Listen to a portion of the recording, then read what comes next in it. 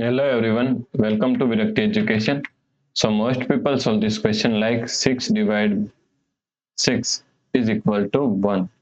Then 6 multiply 6 is equal to 36. So now 1 divided 36 can be written as 1 by 36. Okay, but this answer is not correct. This answer is completely wrong. So now let's solve this problem correctly by using a PEMDAS rule. Okay.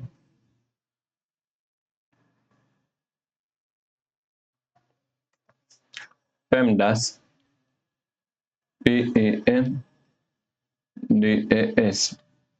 So first priority is parenthesis, then second priority is exponents, then third priority is multiplication and division, then fourth and last priority is addition and subtraction. Here multiplication and division both have equal priority, so we have to solve it from left to right. Okay, and addition and subtraction also both have equal priority, so we have to solve it from left to right. Okay, now here is division, and also here is multiplication. All have equal priority, so we have to solve from left to right. So first we have to solve this division.